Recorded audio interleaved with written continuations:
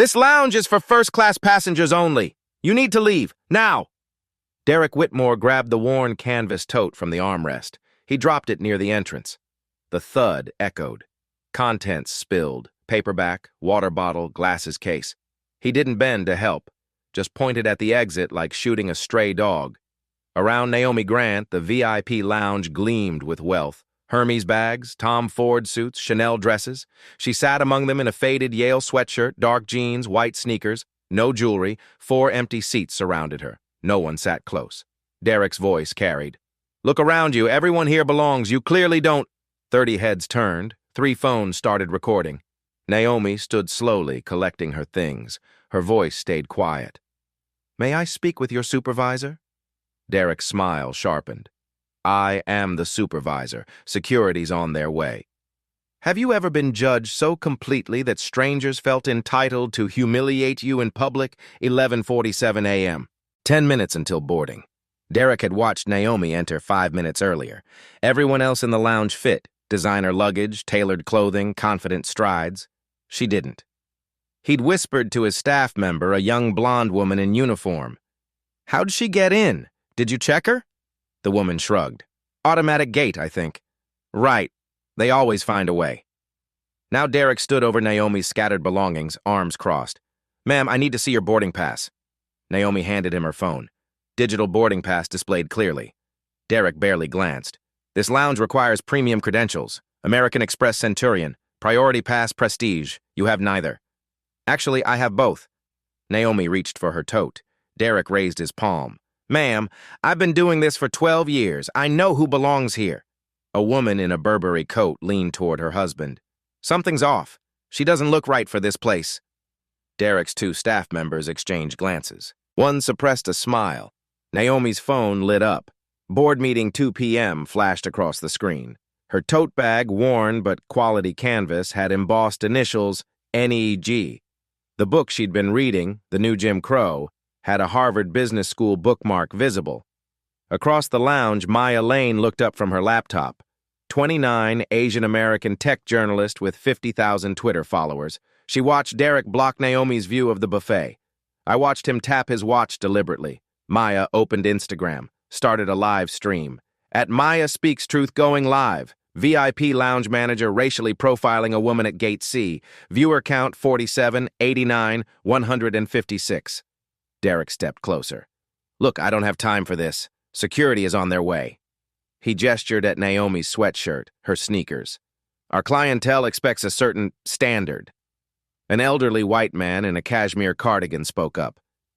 Maybe she's lost, young man. These lounges can be confusing.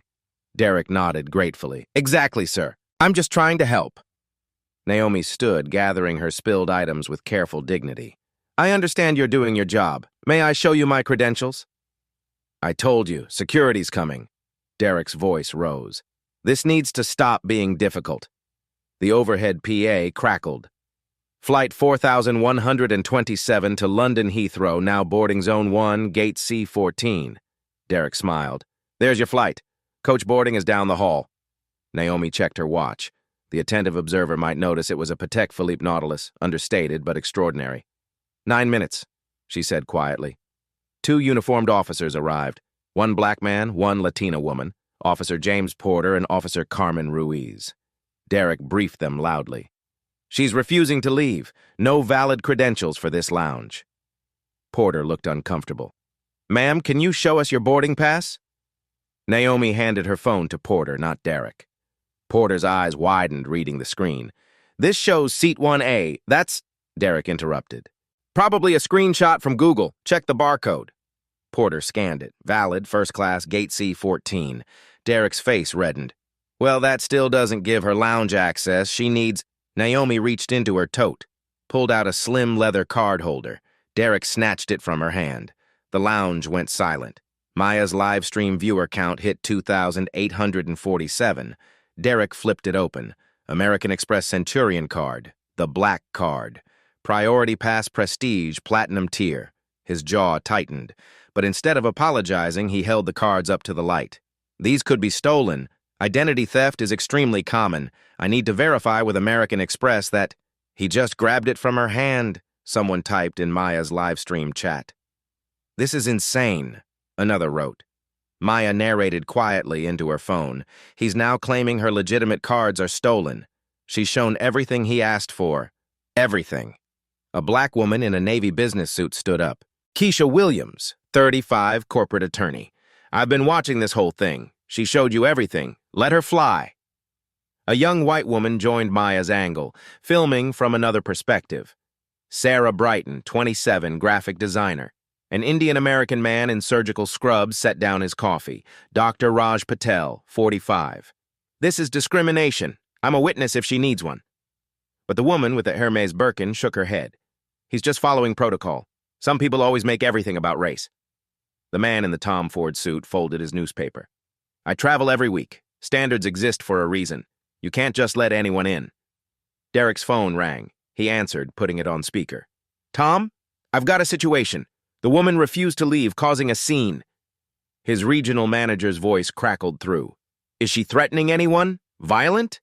Derek looked at Naomi's calm face. She's being non-compliant. Disruptive. Then you have my authorization. Remove her. We can't have this in a premium space. Derek turned to the officers. You heard him. Escort her out. Use reasonable force if necessary. Porter hesitated. Sir, her credentials check out. I don't think... Are you questioning my authority? Derek's voice sharpened. Because I can make a call about that too. Officer Ruiz touched Naomi's elbow gently. Ma'am, please, just come with us. We can sort this at the gate. Naomi nodded slowly. Officer Porter, Officer Ruiz, may I have your names and badge numbers for my records? Both provided them without hesitation. Derek sneered. Oh, so now you're filing a complaint. Good luck with that. Naomi pulled out a small leather notebook, wrote carefully. Names, badge numbers, timestamps. Derek watched her write, his confidence building. What are you, some kind of activist? Journalist? The PA announced final boarding for Flight 4127. Derek picked up the desk phone. Gate C14, hold boarding on Flight 4127. Potential security issue with passengers in Seat 1A. Naomi was surrounded now. Security behind her. Derek in front. 2 staff members blocking the jet bridge entrance. 50-plus lounge guests watching. 12,000 people watching online. Derek leaned against his desk, arms crossed. Victory in his smile. Here's what's going to happen. You're going to apologize for wasting everyone's time, then you're going to miss your flight, and maybe we won't press trespassing charges? Keisha Williams shouted from her seat. This is illegal! Someone call a lawyer! Derek didn't even look at her. Feel free. Until then, she stays right here. Naomi took a long breath, set her tote bag down carefully on a chair. You're absolutely right, she said. Derek blinked. What? I should have been clearer from the start. Naomi's voice was steady, almost apologetic. I apologize for the confusion. Derek's smile spread wide. The Hermes woman nodded approvingly. The Tom Ford man resumed reading his paper, satisfied. Well, Derek said, magnanimous now. Thank you, that's all I wanted. Now if you'll just... Before I go, Naomi interrupted gently. May I make one phone call? It'll take 30 seconds. Derek waved his hand. Fine, make it quick. Naomi pulled out her phone. For a split second, Maya's camera caught the screen as she scrolled her contacts. The name was visible. Martin Rothschild Chair, Metro Airport Authority.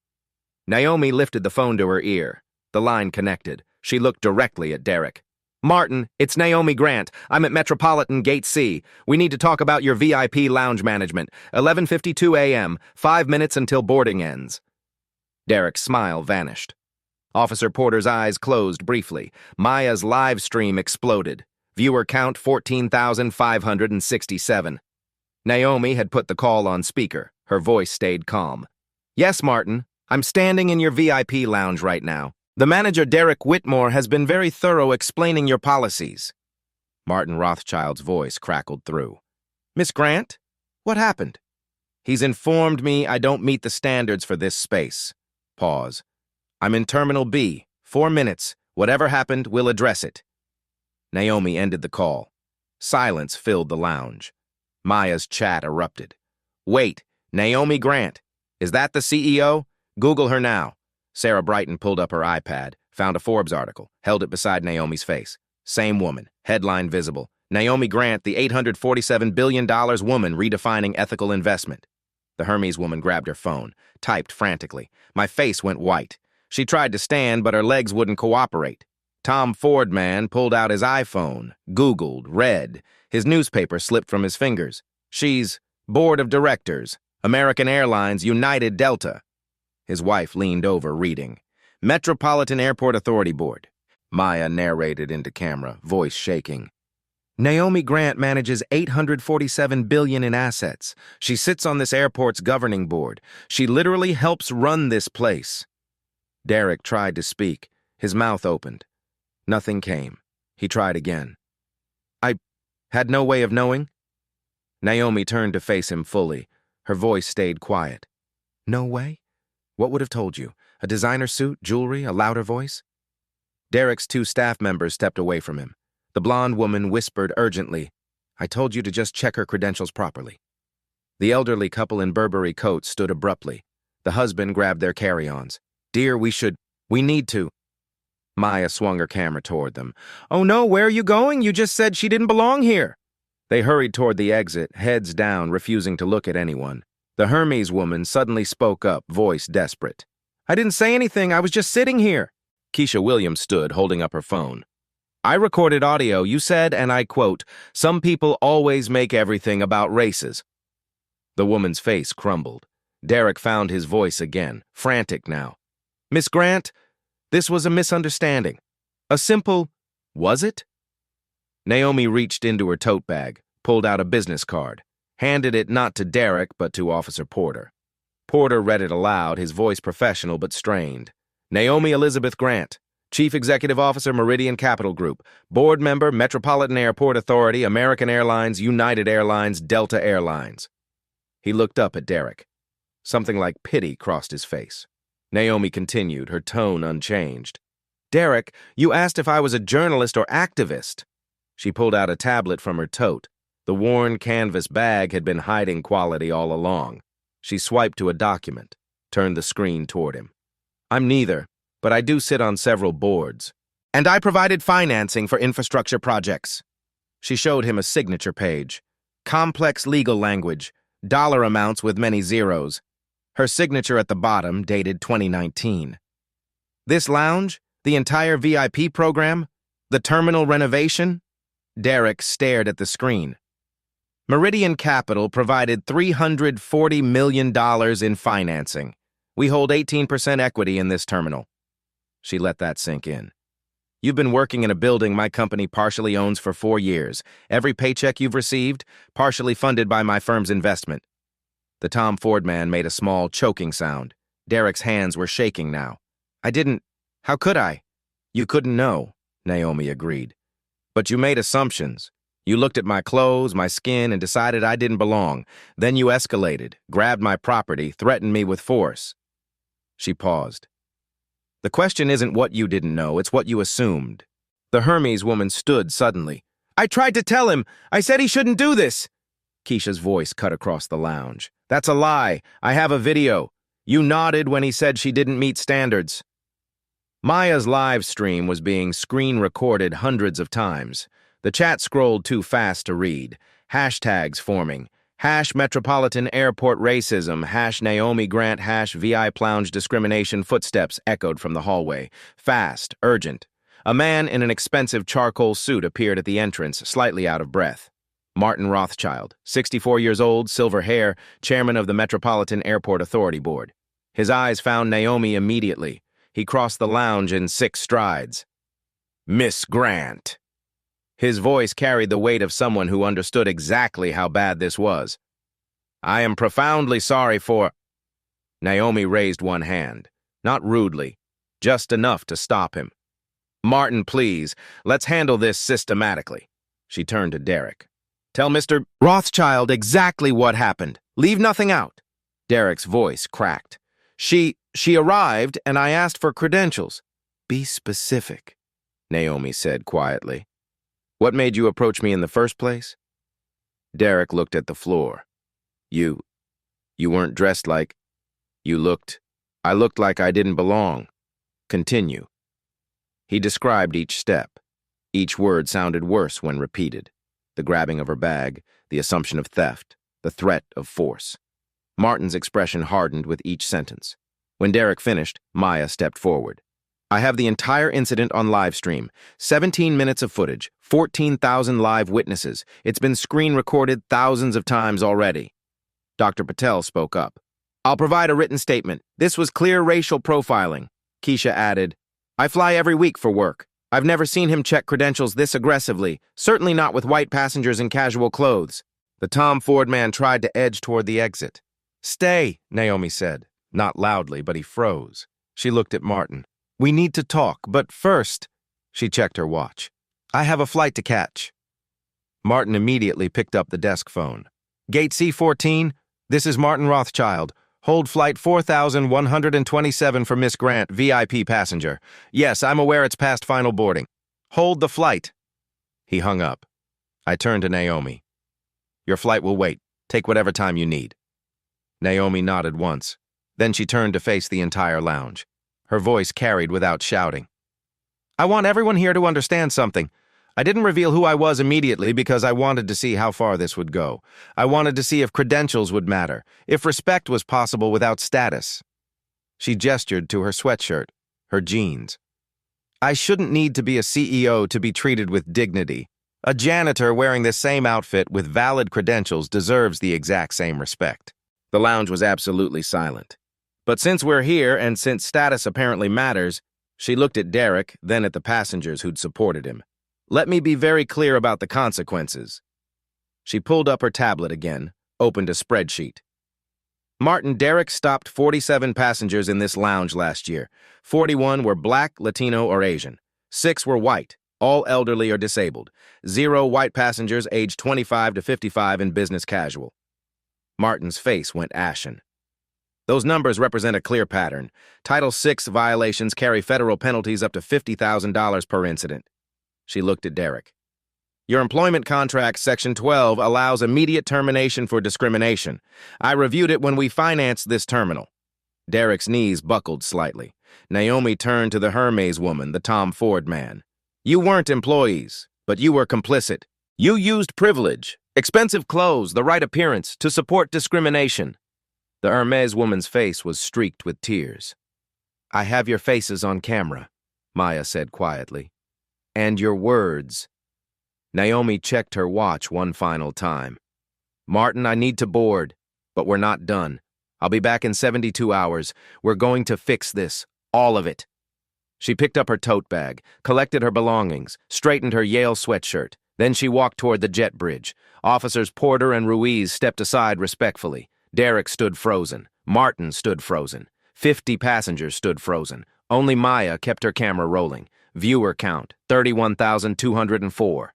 3 hours later, London Heathrow, British Airways first-class lounge. Naomi sat in a quiet corner, laptop open. Her flight had been smooth. No one had questioned her presence here. The lounge attendant had greeted her by name. Her phone buzzed. Text from Martin. Can we talk? I've begun an internal review. She didn't reply yet. Instead, she opened her tablet, pulled up the file she'd been preparing for 3 months. Maya's live stream had gone viral. 4.7 million views across platforms. News outlets were calling. CNN, BBC, the New York Times, local stations in every major city. But Naomi wasn't interested in media attention. She was interested in systems. She opened a spreadsheet. Data she'd requested from Metropolitan Airport in January, months before this incident. Passenger complaint logs, demographics of credential checks across all terminals, staff training records, promotion patterns. The numbers told a story Derek didn't know he was part of. She made 3 phone calls. First, her general counsel at Meridian Capital. Pull our investment agreements with Metropolitan Airport Authority. Every clause. I want to know our leverage points. Second, her head of ESG compliance. Environmental, social, governance audit of Metropolitan. Full scope. I want it on my desk in 48 hours. Third, her executive assistant. Clear my schedule for Friday. I'm flying back early. Book the Airport Authority boardroom for 2 p.m. Then she texted Martin. Friday, 2 p.m., boardroom. Bring your COO, HR director, and legal counsel, non-negotiable. His reply came in seconds. We'll be there. Naomi closed her laptop, sipped her tea. The lounge around her was quiet, civilized. Everyone belonged because everyone was treated like they belonged. She thought about Derek, about the Hermes woman, about the Tom Ford man. They weren't monsters. They were symptoms, and she was about to cure the disease. Friday, 1:58 p.m., Metropolitan Airport Authority boardroom. Martin sat at the head of the table. Beside him, Jennifer Cow, COO, Robert Mills, HR Director, Patricia Vance, General Counsel. All four looked like they hadn't slept. Naomi entered at exactly 2 o'clock. Same Yale sweatshirt, same jeans, same white sneakers. Patricia Vance's eyes widened slightly. A test. Naomi registered the reaction. Thank you for meeting on short notice. Naomi set her tablet on the table. I didn't sit still. Miss Grant, Martin began, I want to start by saying Derek Whitmore has been terminated. Effective immediately. No severance. We've also suspended. Naomi held up one hand. I know. I reviewed the termination paperwork. Section 12, Clause 4, you followed protocol. She paused. But Derek isn't the problem. He's a symptom. She tapped her tablet. The boardroom's screen lit up. A presentation loaded. I'm going to show you what systemic discrimination looks like. Then I'm going to tell you how to fix it. Then you're going to implement every single recommendation. Or, she looked at Patricia. Meridian Capital will exercise our early repayment clause. Patricia's face went pale. That's $340 million. We can't. I know you can't. So let's fix the problem. Naomi advanced the first slide. Credential checks, Metropolitan Airport VIP lounges 2024, 473 total checks across 5 terminals. Derek's Lounge, 47 checks. Terminal A, 91. Terminal D, 138. Next slide. Demographics, 68% of checks, people of color, 32% white passengers. Yet your passenger demographic data shows 52% white travelers in premium cabins. She let that land. That means people of color are checked at more than double the rate of white passengers, despite being the minority in these spaces. Robert Mills spoke carefully. Could that reflect different presentation of credentials? Some passengers don't have documents ready? Naomi advanced to the next slide. Security camera stills, time-stamped. White passenger, Terminal A, April 14th. Casual clothes, no visible credentials. Walk directly to the buffet. No one approaches. Stay 40 minutes. Next image. Black passenger, same terminal, April 14th, 20 minutes later. Business suit, visible priority pass lanyard. Stopped within 90 seconds. Checked twice. Robert said nothing. These patterns, Naomi continued, create legal exposure under Title VI of the Civil Rights Act. Federal funding, $127 million annually, is contingent on non-discrimination compliance. Jennifer Cow leaned forward. What are you proposing? Naomi advanced to a new section. 7 requirements, all non-negotiable. Requirement 1, personnel. Derek Whitmore is terminated, but he's not alone.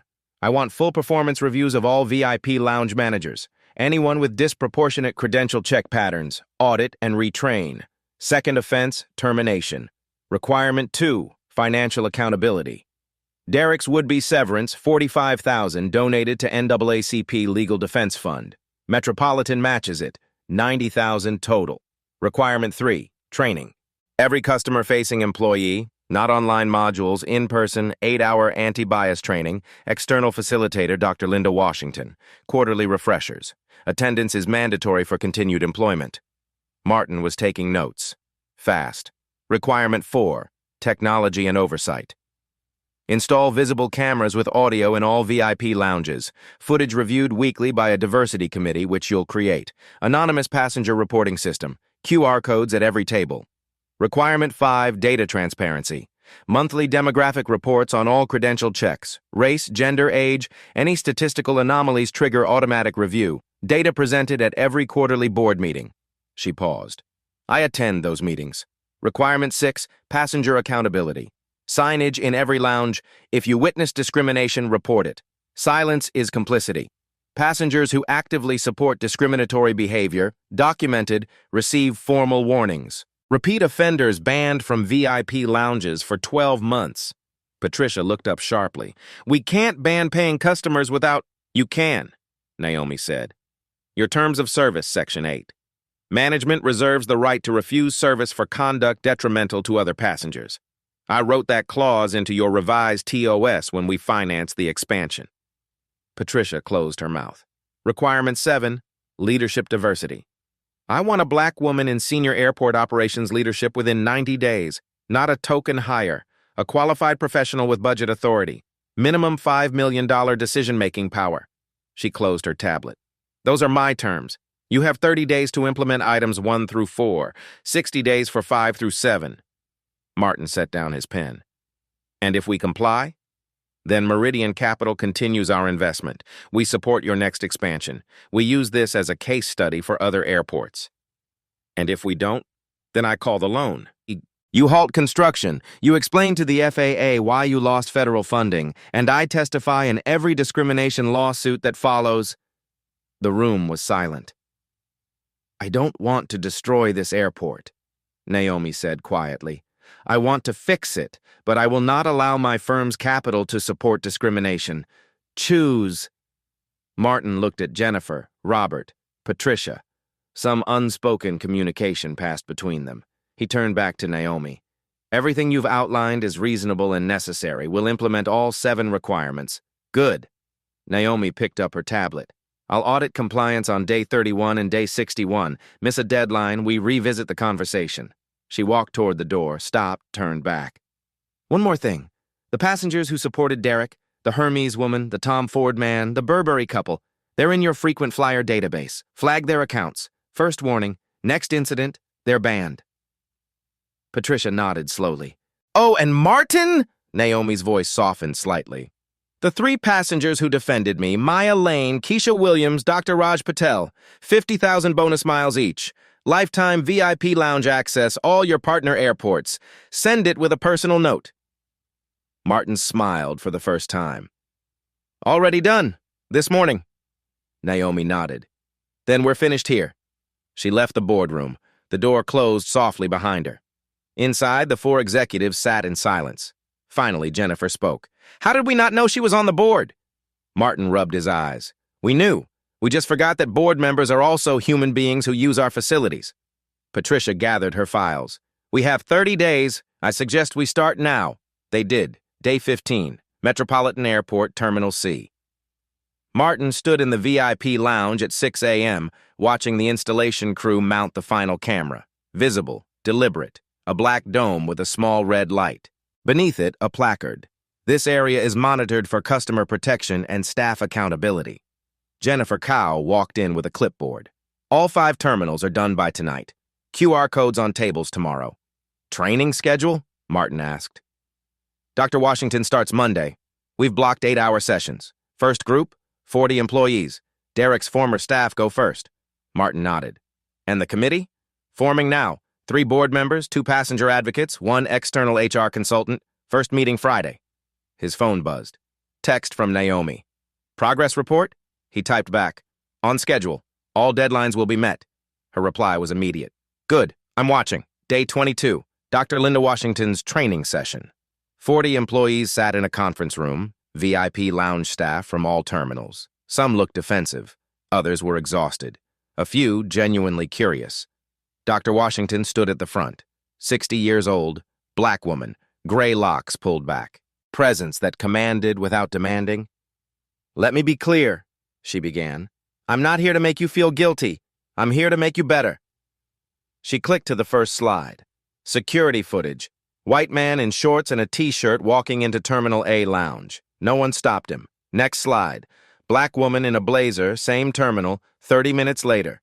Stopped before she reached a chair. What's the difference? Dr. Washington asked. Silence.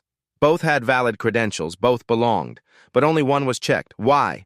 A young white woman raised her hand hesitantly. We make assumptions based on what we expect to see. Exactly. And those assumptions have patterns. Let's look at the data. She pulled up Naomi's spreadsheet. The numbers are stark on screen. For 3 hours, they worked through scenarios, role plays, uncomfortable conversations. By the end, 12 employees were crying, not from shame, from recognition. One middle-aged white man, Terminal D manager, stood during the final session. I never thought of myself as racist, but looking at my check logs, I can't deny the pattern. I need to do better. Dr. Washington nodded. Awareness is the first step. Accountability is the second. Changing behavior is the third. We'll get you there. Day 28, Naomi's phone call. She was in her Meridian Capital office when Martin called. All training is complete. 147 employees. 6 failed the assessment. What happens to them? Naomi asked. Reassigned to non-customer-facing roles, baggage services, administrative work. They keep employment but lose lounge access. Good. Camera system? Operational. The first weekly review is tomorrow. Reporting system? QR codes active. 18 reports filed so far. 17 were resolved within 24 hours. 1 escalated, involved a gate agent, not lounge staff. We're investigating.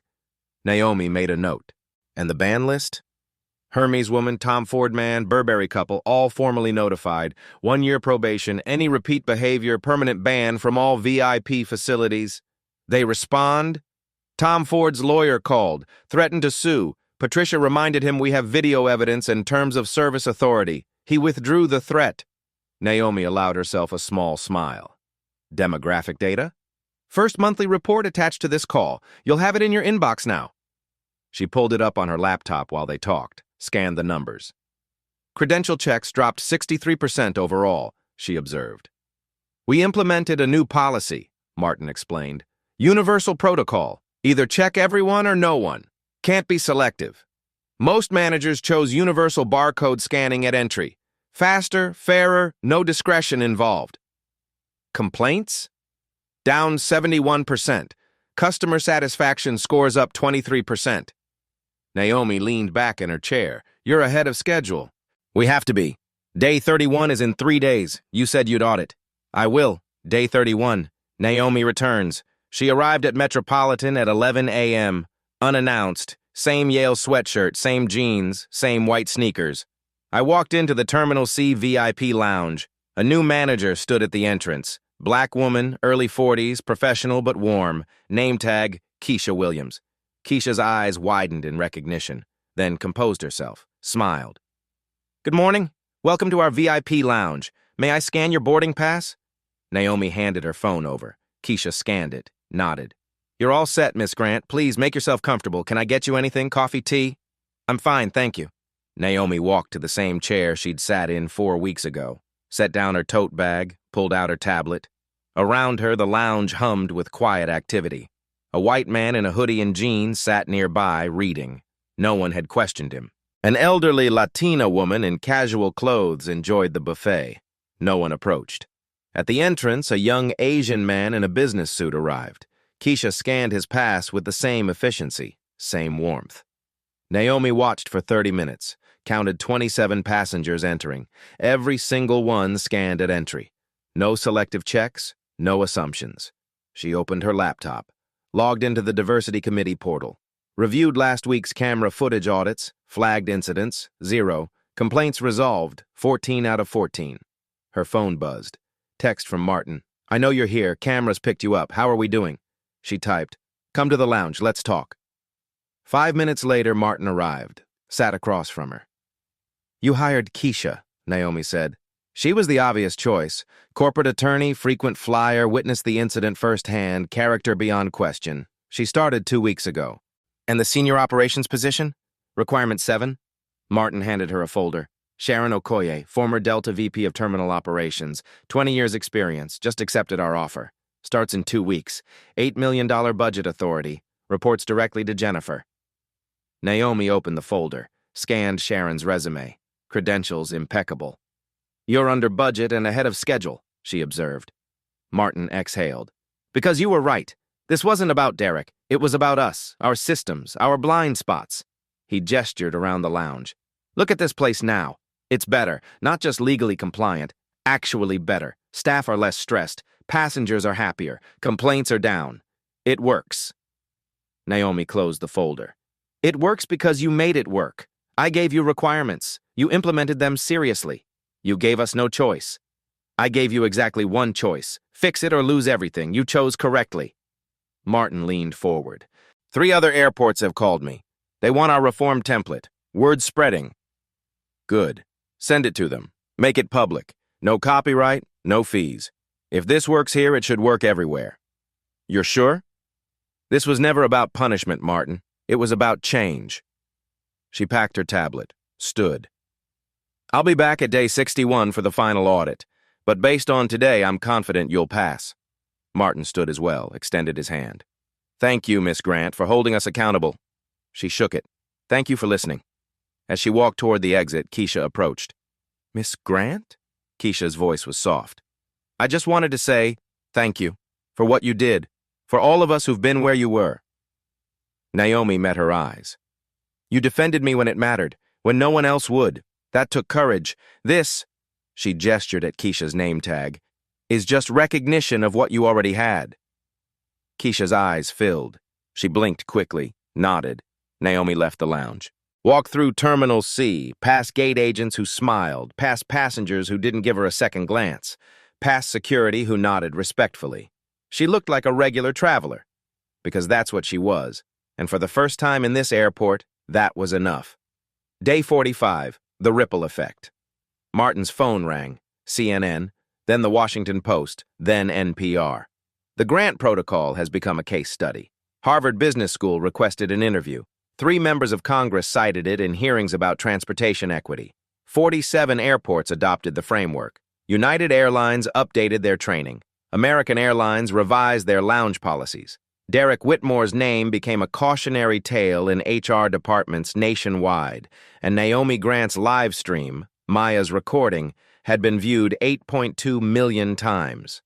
But Naomi herself gave no interviews, made no public statements. She simply returned to work, managed her $847 billion, attended board meetings, reviewed quarterly reports. At Metropolitan Airport, the changes were made. Day 61 audit. Perfect compliance. 0 violations. Data patterns normalized. Sharon Okoye started her position. Within 3 weeks, she'd identified inefficiencies in baggage handling, improved wheelchair accessibility, and increased staff diversity across all terminals. The airports that adopted the Grant Protocol reported similar results. Complaints down an average of 61%. Customer satisfaction is up. Employee retention improved, not because of punishment, because of systems. And systems, when designed correctly, didn't require heroes. They just worked. For everyone. Day 61, final audit. Naomi walked into Terminal C VIP Lounge at 2 p.m.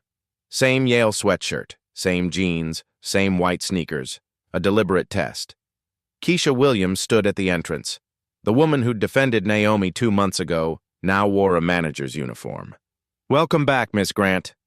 Keisha scanned her boarding pass smoothly. Professional. Warm. Your usual spot by the window is available? Naomi moved through the lounge, sat in the exact chair where Derek had humiliated her. The space felt different. Not in decor, in the atmosphere. A young black man in a hoodie sat at the buffet. No one stared. A Latina woman in yoga clothes read a magazine. No whispers. An elderly white couple in Burberry sat beside a Middle Eastern family in modest dress. Natural, unremarkable. Naomi opened her tablet. Reviewed 60 days of data. Credential checks, down 71%. Universal scanning at entry eliminated selective enforcement. Customer complaints, 12 total. All resolved within 24 hours. Demographic patterns, proportional. 52% white, 48% people of color. Matched actual passenger demographics, staff violations, 3 flags, 2 retrained, 1 terminated for reverting to old patterns. Her phone buzzed. Martin, boardroom when you're ready. Metropolitan Airport Authority boardroom, 3 p.m. Martin sat with Jennifer Cow, Robert Mills, Patricia Vance, and a new face. Miss Grant, meet Sharon Okoye, VP of Terminal Operations. Sharon stood. 47, black woman. Confidence. Thank you for making this position possible. Your credentials made it possible, Naomi replied. I just required the opportunity. Martin distributed folders. All 7 requirements met or exceeded, ahead of schedule, under budget. He walked through each point. Requirement 1, personnel. Derek terminated. 6 employees were reassigned to non-customer roles. 1 additional termination for non-compliance during the 60-day period. Requirement 2, financial accountability. $90,000 donated to NAACP Legal Defense Fund. Receipts attached. Requirement 3, training. Dr. Linda Washington had completed sessions with 147 employees. Pass rate, 96%. Quarterly refreshers scheduled. Requirement 4, technology. Cameras operational in all 5 terminals.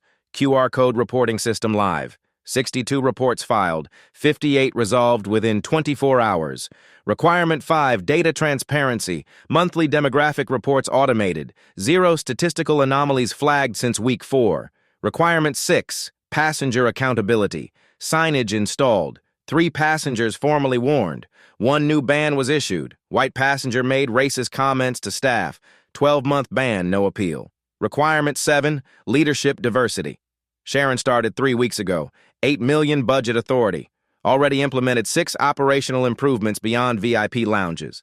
Sharon spoke. I've identified systemic issues across terminals, wheelchair accessibility gaps, language barriers, TSA checkpoint bias patterns, addressing all of it. Naomi set down her tablet. You've exceeded every requirement. Jennifer leaned forward. Because you were right. This wasn't just legal compliance, it was about being better. Customer satisfaction up 23%, employee retention up 17%, 0 legal threats. 47 airports have adopted your framework, Patricia added. The grant protocol, Martin said. The industry named it that. Naomi pulled up a document. Which is why I'm proposing we formalize it. A non-profit foundation. Purpose, provide free training, oversight templates, consulting to any transportation hub wanting to implement reforms. Martin blinked. You want to scale this nationally? Globally, eventually. Meridian Capital will seed it with $5 million. I've secured matching funds, $10 million total. She looked at Sharon. I want you on the advisory board. Real-world operations expertise. Sharon nodded immediately. Naomi stood. The foundation launches in 90 days. Metropolitan will be the flagship. Other airports will visit, observe, learn. Martin extended his hand. You turned our failure into a blueprint. You turned accountability into action, Naomi replied. As she reached the door, Patricia asked, Why did you wait to reveal who you were? You could have ended it immediately. Naomi paused. Because if I had, Derek would have apologized to the CEO, not to a human being. He needed to see that credentials don't determine worth. She looked at each of them. And everyone watching needed to see it too. 6 months later, Maya Lane published a follow-up article. The Grant Protocol, How One Woman Reformed an Industry. She documented Metropolitan's transformation, interviewed Keisha, Sharon, staff, passengers. The data was stark. 63 airports had implemented the protocol. Customer complaints, down 61% average. Discrimination lawsuits, down 73%. Employee satisfaction, up 19%. 3 major airlines adopted similar frameworks. Maya's final paragraph resonated. Naomi Grant didn't need to reveal her power. She chose to, not for revenge, not for attention, but to prove systems can change when those with power demand it. Derek Whitmore lost a job. Thousands of travelers gained dignity. That's the trade that matters. The article was read 6.2 million times. Naomi never commented. 1 year later, Terminal C. Naomi sat in the VIP lounge, same worn Yale sweatshirt, same jeans, reading quietly. A young black woman in a college hoodie entered, nervous, first-class tickets clutched in shaking hands, scholarship award letter visible. She approached Keisha's desk hesitantly. I think I'm allowed in here? My ticket says... Keisha's voice was warm. Of course. Let me scan your pass. She did, smiled. Welcome. First time flying first class? The young woman nodded. You're going to love it. Buffet's fresh. The coffee bar's excellent. Make yourself comfortable. You belong here. The young woman's shoulders relaxed. She smiled, found a seat. Naomi watched this exchange. Didn't intervene. I didn't need to. The system was working. She returned to her book. Just another passenger, just another person. Finally, simply enough. Derek Whitmore never worked in hospitality again. LinkedIn showed 17 months of unemployment, then a logistics position in another state. Lower pay, no authority. The Hermes woman completed her probation quietly, never caused another incident, never apologized publicly. The Tom Ford man switched airlines, avoided Metropolitan entirely, but Keisha thrived, promoted twice in 1 year. Sharon expanded reforms to baggage claim, ticketing, security checkpoints. Dr. Linda Washington's training became industry standard, and the Grant Protocol Foundation served 127 airports by year 2, not through punishment, through systems. Systems that, when designed correctly, didn't require heroes. They just worked. For everyone. Naomi finished her tea, collected her tote bag, boarded her flight, first class, seat 1A. The flight attendant smiled. "Welcome aboard, Miss Grant." No one questioned her presence. No one grabbed her belongings. No one assumed she didn't belong, because the system finally worked as it should have all along. Dignity wasn't negotiable anymore. It was default. And that, Naomi thought as the plane lifted into the cloudless sky, was the only victory that mattered. 3 years later. Naomi sat in her Meridian Capital office as a Forbes reporter asked the question she'd heard 100 times. "Do you regret how you handled that day?" She set down her pen. "I don't regret waiting to reveal my identity. If I'd said I'm a CEO immediately, Derek would have apologized to power, not learned about dignity. The point was never about me. It was about the janitor in the same outfit who deserves the same respect." The reporter leaned forward. "The Grant Protocol is now in 247 airports globally. What's next? Train stations, bus terminals, public spaces, anywhere people are judged by appearance rather than credentials." What Naomi didn't mention was the data on her screen. Data that told a story more powerful than any interview could capture. Dr. Linda Washington had just testified before Congress. The numbers were irrefutable. 247 airports, 63 train stations, 18 bus terminals. Discrimination complaints down 68%. Legal costs down 81%. Customer satisfaction up 24%. Employee retention up 21%. The committee voted 14-2 to make the protocol federal standard within 18 months. Keisha Williams, the woman who'd defended Naomi that day, was now Regional Operations Director overseeing 12 airports. Officer James Porter trained every new security officer with a simple mandate. Your badge protects everyone, especially those with least power. Sharon Okoye had expanded reforms to wheelchair accessibility, language services, and TSA checkpoint procedures.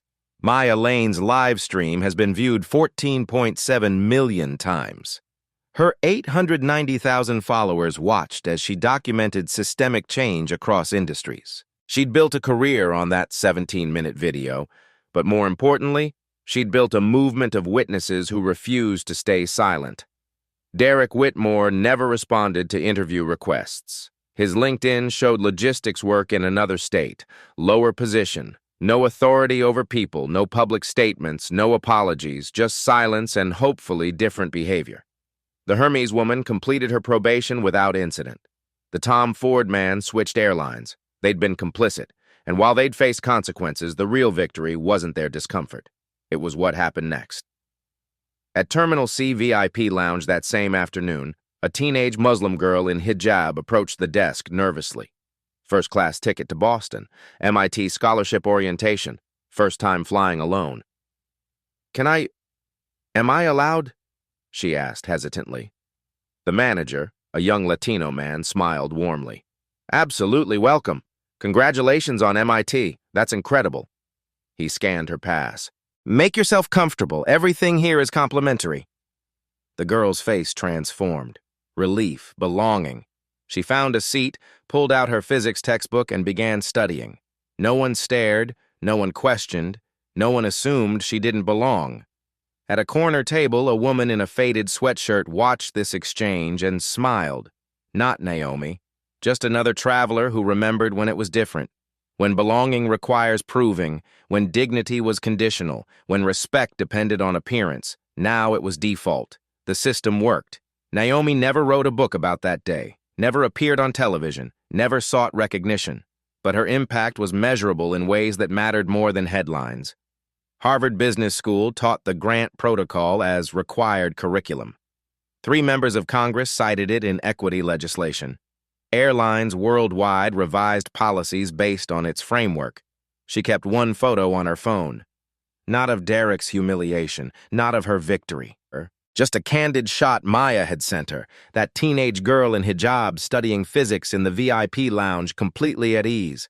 A stranger Naomi would never meet. Someone who belonged without question, without challenge, without having to prove anything. That was a legacy. Not revenge, not even justice for herself. Justice for everyone who came after. systems that worked for everyone. Power, Naomi had learned, wasn't about position. It was about choice. She'd chosen to wait, to document, to expose patterns rather than punish individuals. She'd chosen systemic reform over personal satisfaction. She'd chosen to use her influence to protect those without it. 3 years later, that choice protected millions of travelers. Every day, every flight, every person who just wanted to sit quietly and be left alone. Derek lost a job. Thousands gained dignity. That arithmetic mattered more than revenge ever could. Now it's your turn. You just watched how one woman transformed humiliation into systemic change. But here's the uncomfortable truth. Naomi had resources, board seats, influence. Most people facing discrimination don't. They have something else, though. Witnesses, voices, you. Every day, someone is judged by appearance, dismissed by assumptions, humiliated by bias. The next person might not have Naomi's power, but they'll have witnesses. What will you do? Comment below. Share a time you witnessed discrimination. What happened? What did you do? What do you wish you'd done differently? Your story matters. Silence enables broken systems. Speaking up changes them. Share this video. Someone in your network needs to see that dignity isn't negotiable, that systems can change, that power used precisely protects the vulnerable. Subscribe to Black Voices Uncut. Every week we document stories of resistance, resilience, and reform. Real people who refuse to accept injustice as inevitable. Here's what Naomi proved. You don't need to be a CEO to demand change. You just need to refuse silence. Record injustice safely when you see it. Speak up when others stay silent. Stand with the targeted, not the comfortable. Because real power isn't in boardrooms. It's in the collective decision to say, not here, not anymore, not to anyone. Systems change when enough people demand it. Be the witness, be the voice, be the change. You have more power than you think. Use it. The story you heard today wasn't cleaned up. It was told exactly as it happened. At Black Voices Uncut, we believe that's the only way truth can live. If you felt something, hit like, comment, and your reaction, and subscribe. Every week, we bring you voices that refuse to be silenced.